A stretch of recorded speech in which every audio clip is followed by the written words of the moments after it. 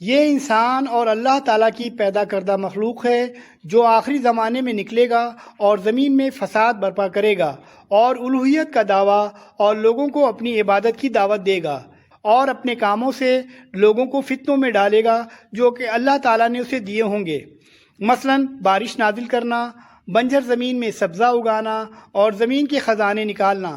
وہ سرخ رنگ کا نوجوان اور چھوٹے قد کا ہوگا، اس کی دائیں آنکھ مٹی ہوئی اور اس پر غلیظ قسم کے گوشت کا ٹکڑا اور اس کی آنکھوں کے درمیان کافر لکھا ہوا ہوگا۔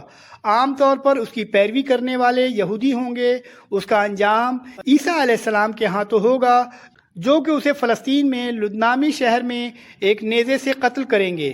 دجال قوم یہود سے ہوگا۔ احادیث نبویہ میں دجال کا کوئی اصلی نام نہیں آیا۔ اسلامی اصطلاح میں اس کا لقب دجال ہے اور یہ لفظ اس کی پہچان اور علامت بن گیا ہے۔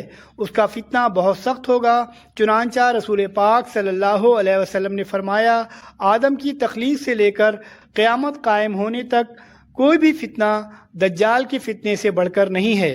دجال لفظ مبالغے کا صیغہ ہے۔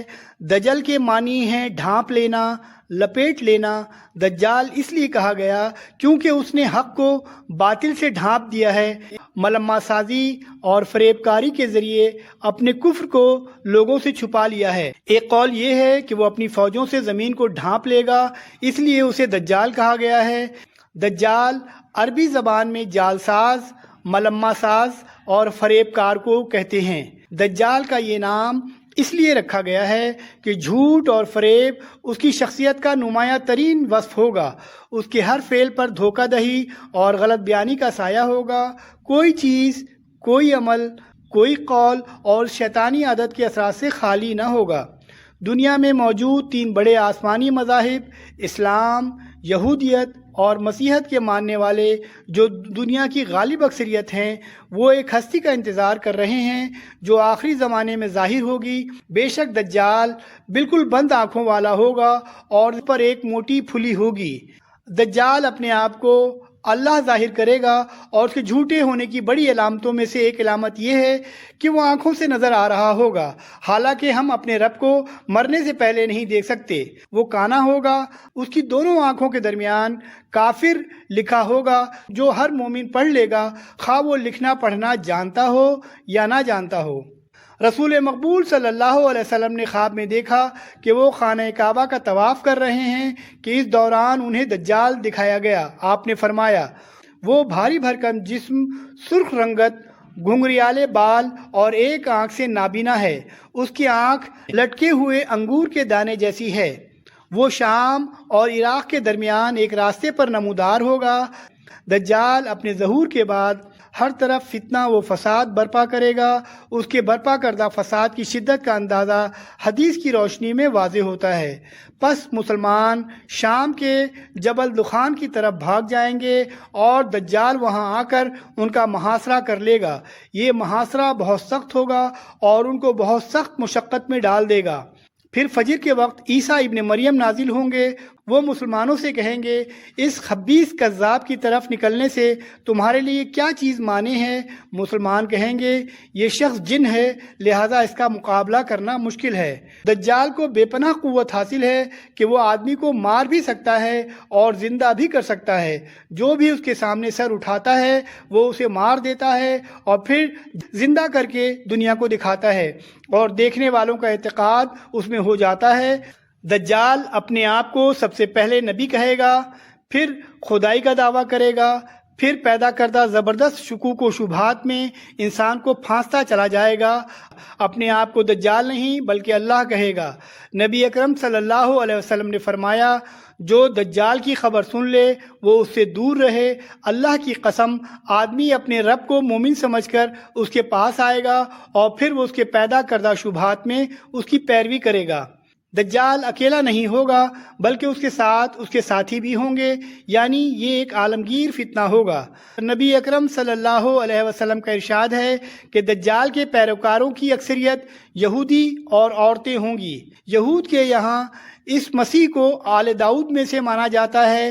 حقیقتاً یہودی جس مسیح کا انتظار کر رہے ہیں وہ وہی دجال ہوگا۔ دجال کی طاقتوں کا اندازہ بہت سی احادیث سے ملتا ہے۔ اس کے پاس آگ اور پانی ہوں گے، جو آگ نظر آئے گی وہ ٹھنڈا پانی ہوگا، اور جو پانی نظر آئے گا وہ آگ ہوگی۔ اس دجال کے پاس روٹیوں کا پہاڑ اور پانی کا دریا ہوگا، مطلب یہ کہ اس کے پاس پانی اور غذا وافر مقدار میں ہوں گے۔ نبی صلی اللہ علیہ وسلم نے فرمایا ان باتوں کے لیے وہ نہایت حقیر ہے، لیکن اللہ اسے اس کی اجازت دے گا تاکہ لوگوں کو آزمایا جا سکے کہ وہ اللہ پر یقین رکھتے ہیں یا دجال پر۔ وہ دجال ایک گدھے پر سوار ہوگا، اس گدھے کے کانوں کے درمیان 40 ہاتھوں کا فاصلہ ہوگا۔ اللہ تعالیٰ اس کے ساتھ شیاطین کو بھیجے گا جو لوگوں کے ساتھ باتیں کریں گے۔ وہ ایک بدو سے کہے گا اگر میں تمہارے باپ اور ماں کو تمہارے لیے دوبارہ زندہ کر دوں تو تم کیا کرو گے؟ کیا تم شہادت دو گے کہ میں تمہارا اللہ ہوں؟ بدو کہے گا ہاں۔ چنانچہ 2 شیاطین اس بدو کے ماں اور باپ کے روپ میں اس کے سامنے آ جائیں گے اور کہیں گے ہمارے بیٹے اس کا حکم مانو، یہ تمہارا اللہ ہے۔ دجال آئے گا لیکن اس کے لیے مدینے میں داخلہ ممنوع ہوگا۔ وہ مدینے کے مضافات میں کسی بنجر علاقے میں خیمہ زن ہوگا۔ اس دن بہترین آدمی یا بہترین لوگوں میں سے ایک اس کے پاس آئے گا اور کہے گا میں تصدیق کرتا ہوں کہ تم وہی دجال ہو جس کا حلیہ ہمیں اللہ کے نبی نے بتایا تھا۔ پھر دجال اسے قتل کرے گا، پھر اسے دوبارہ زندہ کر دے گا۔ وہ آدمی کہے گا اب میں تمہاری حقیقت کو پہلے سے زیادہ بہتر جان گیا ہوں۔ دجال کہے گا میں اسے قتل کرنا چاہتا ہوں لیکن ایسا نہیں ہو سکتا۔ اس کی دسترس تمام قدرتی وسائل پر ہوگی، مثلاً بارش، فصلیں، قحط اور خشک سالی وغیرہ۔ وہ زمین پر اس طرح چلے گا جیسے ہوا بادلوں کو اڑا لے جاتی ہے۔ وہ ایک نقلی جنت اور دوزخ اپنے ساتھ لائے گا۔ اس کی اعانت و مدد شیاطین کریں گے۔ وہ مردہ لوگوں کی شکل میں بھی ظاہر ہوں گے اور لوگوں سے گفتگو کریں گے۔ وہ زندگی اور موت پر ظاہری طور پر قدرت رکھے گا۔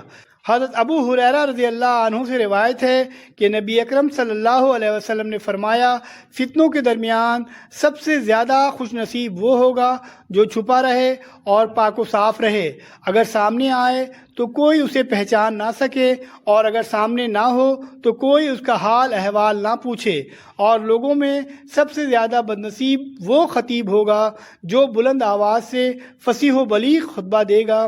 آپ صلی اللہ علیہ وسلم کا ارشاد ہے کہ تم میں سے جس کسی کے سامنے دجال آ جائے تو اس کو چاہیے کہ وہ اس کے منہ پر تھوک دے اور سورہ کہف کی ابتدائی آیات پڑھے کہ اللہ کے رسول نے فرمایا بے شک دجال 4 مسجدوں، مسجد الحرام، مسجد نبوی، مسجد طور سینا اور مسجد اقصی کے سوا ہر مقام اور ہر گھاٹ پر پہنچے گا۔ آپ صلی اللہ علیہ وسلم نے فرمایا دجال آئے گا، پھر مدینہ منورہ کی جانب آئے گا تو اس کے ہر راستے پر ہاتھ میں ننگی تلوار لے کر ایک فرشتے کو مقرر پائے گا۔ چنانچہ سبخہ الجرف کی جانب آئے گا اور اپنے خیمے پر ضرب لگائے گا، اور پھر مدینہ منورہ کو 3 جھٹکے لگیں گے، جس کے نتیجے میں ہر منافق مرد و عورت اور فاسق مرد و عورت مدینے سے نکل کر اس کے ساتھ چلے جائیں گے۔ اس طرح مدینہ منورہ گناہ گاروں سے پاک ہو جائے گا، اور یہی یوم الخلاص، چھٹکارے یا نجات کا دن ہے۔ جو لوگ دجال کے یا اس کے ہاتھوں شہید ہوں گے ان کی قبریں تاریک اندھیری راتوں میں چمک رہی ہوں گی۔ دجال 40 دن حکومت کر کے عیسیٰ ابن مریم کے ہاتھوں قتل ہوگا۔ وہ آخری بار اردن کے علاقے میں عفیق نامی گھاٹی پر نمودار ہوگا۔ مسلمانوں اور دجالی لشکروں کے درمیان جنگ ہوگی جس میں وہ 1/3 مسلمانوں کو شہید کرے گا، 1/3 مسلمانوں کو شکست دے کر بھگا دے گا اور 1/3 کو باقی چھوڑ دے گا۔ پس جب یہ لوگ نماز کے لیے اٹھیں گے تو عیسیٰ علیہ السلام نازل ہوں گے اور نماز ان کے ساتھ پڑھیں گے۔ پس لوگوں کی ٹانگیں اور آنکھوں کے درمیان سے تاریکی ہٹ جائے گی، یعنی اتنی روشنی ہو جائے گی کہ لوگ ٹانگوں تک دیکھ سکیں گے۔ اس وقت حضرت عیسیٰ علیہ السلام کے جسم پر ایک زرہ ہوگی، اور جب دجال عیسیٰ ابن مریم کو دیکھے گا تو سیسا کی طرح پگھلنے لگے گا، حتیٰ کہ حضرت عیسیٰ علیہ السلام اسے جا لیں گے اور قتل کر دیں گے۔ اللہ تعالیٰ اپنی قدرت کاملہ سے دجال اور اس کے لشکر پر مسلمانوں کو مسلط کر دے گا، چنانچہ وہ ان سب کو قتل کر دیں گے۔ غرض اللہ تعالیٰ ان سب کو فنا کر دے گا اور مسلمان فتح یاب ہوں گے۔